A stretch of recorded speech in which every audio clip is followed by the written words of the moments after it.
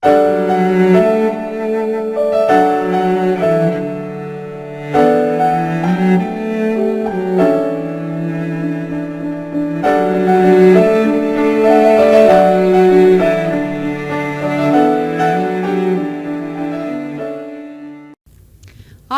pessoal! Vamos dar início à unidade 2 da nossa disciplina. E na aula de hoje vamos tratar sobre os tipos de empresa, falência e as noções de direito do consumidor. Já abordamos na primeira aula o que é empresa, o conceito de empresário, falamos um pouco da transição da teoria dos atos de comércio para a teoria da empresa. E agora nós vamos falar um pouquinho sobre tipos de empresa. Então, na área jurídica, o Código Civil, que é a lei de número 10.406, de 10 de janeiro de 2002, relaciona 6 tipos de empresas ou sociedades empresárias, entre os seus artigos 980-A e 1039 a 1092. Então, eu já sugiro que vocês procurem um Código Civil e comecem a se deliciar nesses artigos legais que falam sobre as empresas. Então, tratando dos tipos de empresa, nós temos sociedade em nome coletivo, temos sociedade em comandita simples. Eita, professora, que nome difícil. Pois é. Então, são esses os tipos de sociedade que nós temos no Código Civil. Sociedade limitada, eu acredito que todo mundo já tenha visto uma empresa, fábrica tal LTDA. Então, isso é um tipo de empresa. Sociedade em comandita por ações, sociedade anônima, que continua a ser regulada pela lei de número 6.404/76. E há ainda a empresa individual de responsabilidade limitada e outras, como a microempresa, empresa de pequeno porte, que nós vamos ver os conceitos nesse módulo. Então, a primeira, sociedade simples, não podem exercer qualquer atividade econômica organizada com a finalidade de produção ou circulação de bens ou serviços. A sua finalidade deve se concentrar em atividades profissionais de natureza científica, literária ou artística. Então, como sociedade simples, um exemplo, professor, um escritório de advocacia.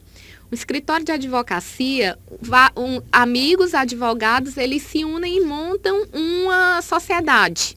Um escritório que é uma sociedade, é um tipo de empresa. Por quê? Porque essa empresa, essa sociedade simples, ela vai visar, se concentra em uma atividade profissional. Sociedade em nome coletivo. É uma outra modalidade constituída necessariamente por pessoas físicas.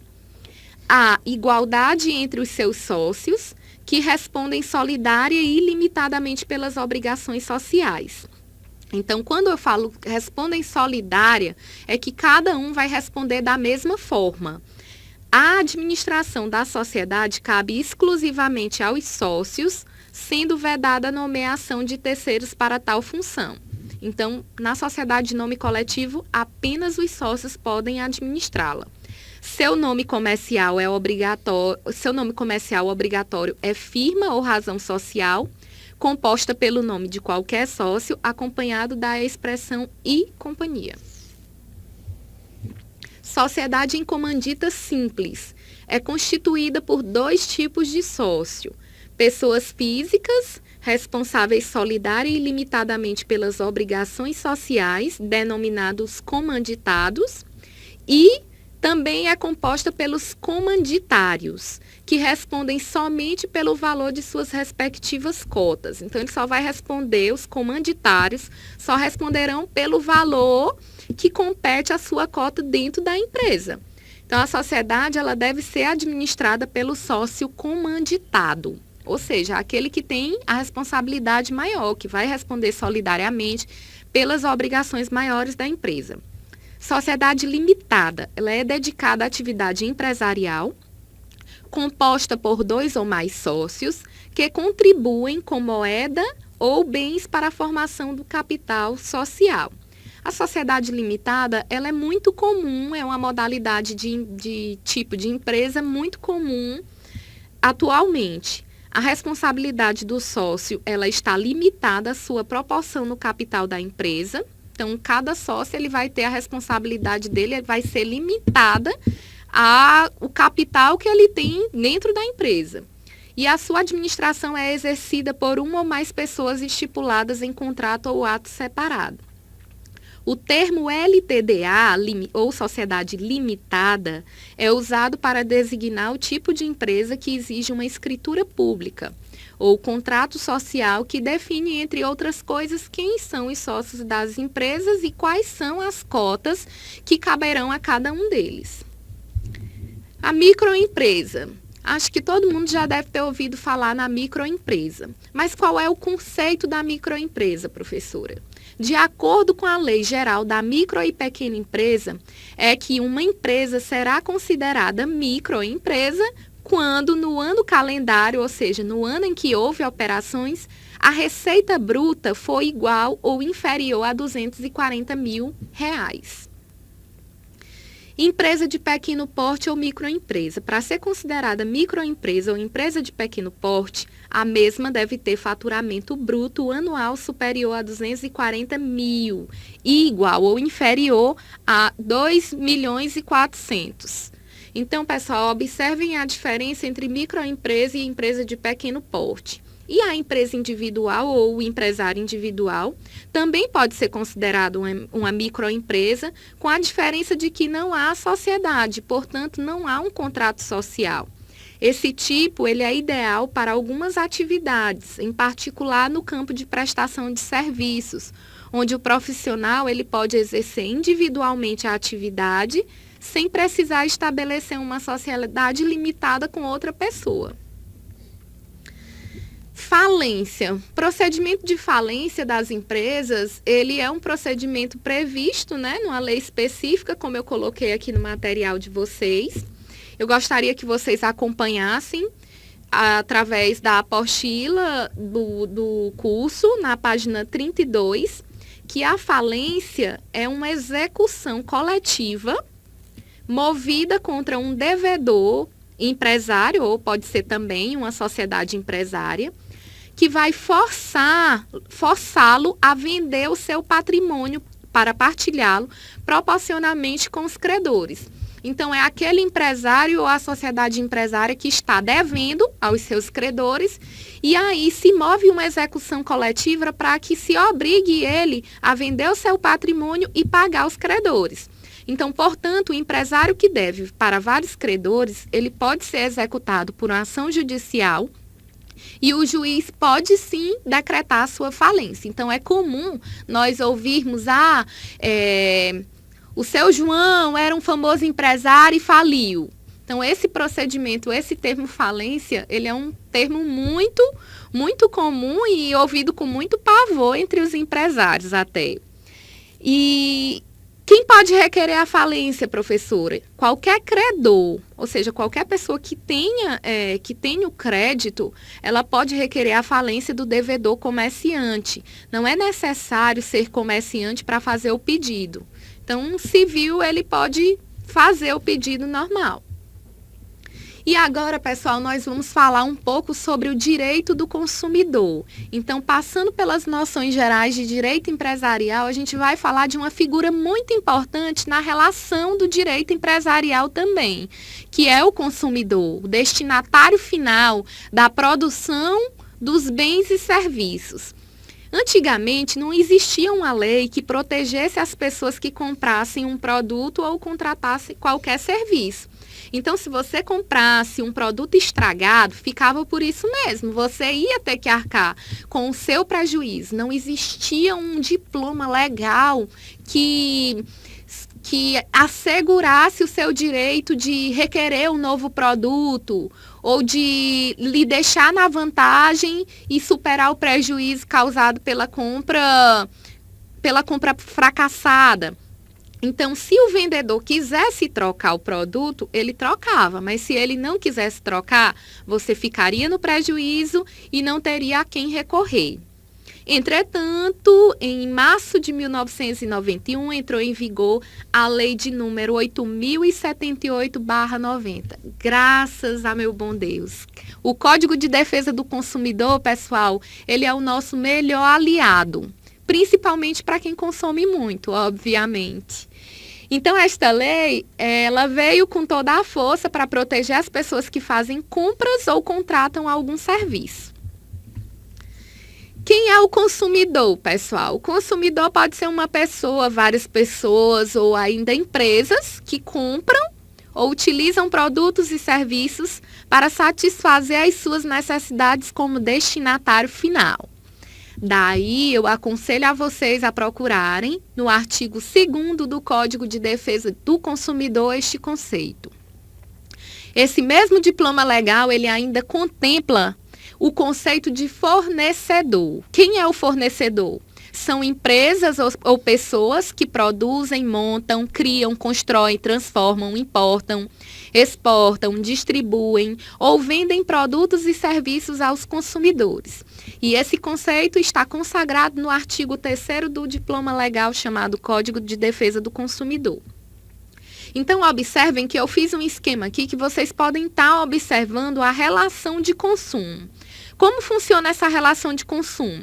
Eu tenho elementos subjetivos nessa relação de consumo, que são as partes, fornecedor e consumidor, que trocam, através de dinheiro, produtos e serviços, que são os elementos objetivos da relação de consumo.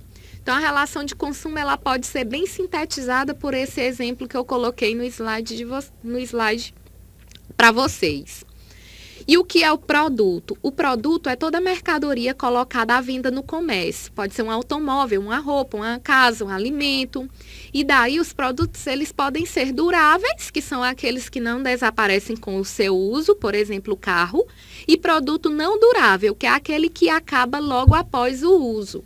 Os alimentos são exemplos de produtos não duráveis, um sabonete. E serviços, professor, como é que pode ser conceituado o serviço? O serviço é tudo que você paga para ser feito. Um corte de cabelo, um conserto de carro, de eletrodoméstico, serviço bancário, serviço de seguros, serviços públicos. Então, assim como os produtos, os serviços também eles podem ser serviços duráveis e serviços não duráveis. Quais são os serviços duráveis? Como principal exemplo, eu tenho a pintura ou a construção de uma casa, ou seja, são aqueles serviços que custam a desaparecer com o uso. E os serviços não duráveis são aqueles que acabam depressa, como, por exemplo, a lavagem de uma roupa na lavanderia. É um exemplo de produto não durável porque a roupa, logo após, pode sujar de novo. Então, superada essa fase dos conceitos da relação de consumo, produto, serviço, consumidor, fornecedor, eu queria citar alguns direitos básicos do consumidor. O primeiro direito é a proteção da vida e da saúde. O fornecedor ele tem o dever de explicar os possíveis riscos que os produtos e serviços podem oferecer à saúde ou à segurança dos consumidores. A educação para o consumo também é um direito básico do consumidor, visto que é necessária uma orientação sobre o consumo adequado e correto dos produtos e serviços que estão sendo disponibilizados no mercado.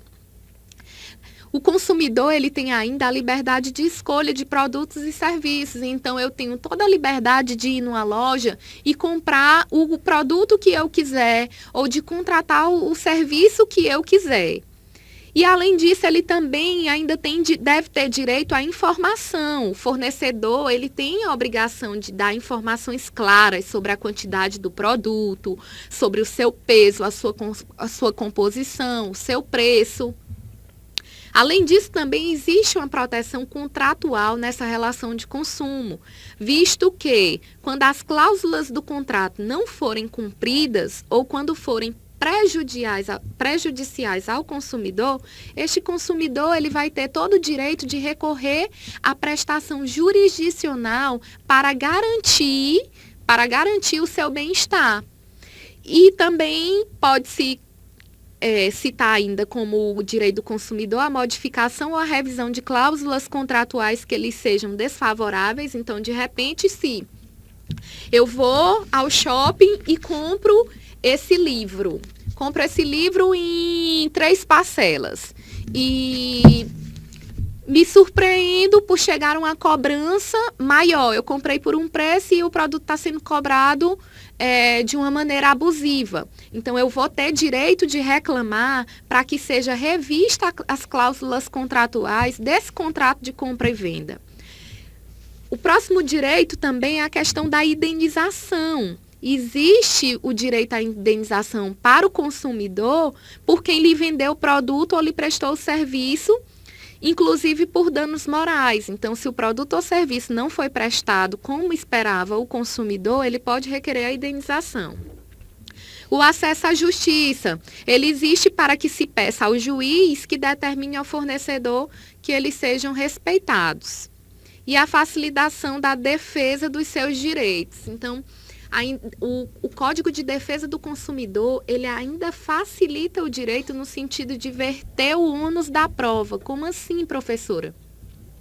Nessa relação de consumo, quem vai ter que provar que o produto foi eficaz é o fornecedor, não o consumidor. Então, se o consumidor comprou um produto estragado, ou então se ele está insatisfeito com o serviço ou produto que contratou, o ônus da prova para provar que aquele bem ou que aquele produto era adequado, ele fica a cargo do fornecedor. Então, essa é uma maneira de proteção ao consumidor. Então, o consumidor ele tem ainda direito de proteção contra a publicidade enganosa ou abusiva. Isso aqui é comum demais, pessoal. A publicidade enganosa ou abusiva, ela contém informações falsas ou omite informações importantes sobre um produto ou serviço. Estas informações podem ser sobre características, quantidade, origem, preço e propriedades do produto. Então, tudo que for anunciado, ele deve ser cumprido também. Exatamente como foi anunciado, as informações da propaganda, elas fazem sim parte de um contrato.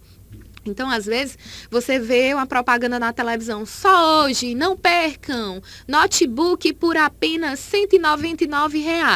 Daí o consumidor se desloca da casa dele, vai até a loja e quando chega lá, não existe o produto de R$ 199. Então, isso aqui é uma propaganda falsa. E é uma propaganda que gera prejuízos para o consumidor, mas também que gera responsabilidade para o fornecedor. Por quê, professora? Porque a publicidade enganosa, ela é sim considerada crime segundo o nosso ordenamento jurídico, sujeitando o infrator a uma pena de detenção de 3 meses a 1 ano e multa. E incorre na mesma pena o agenciador da propaganda enganosa. Então, reparem que a publicidade enganosa ou abusiva, ela é muito mais séria do que a gente pensa.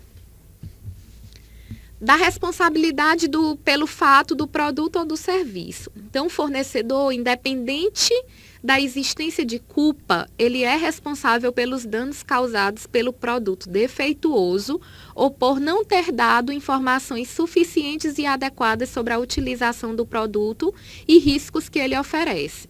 Então, observem, eu até marquei em negrito para vocês olharem, independentemente de culpa, o fornecedor ele vai sim ser responsável pelos danos que o produto causar ao consumidor.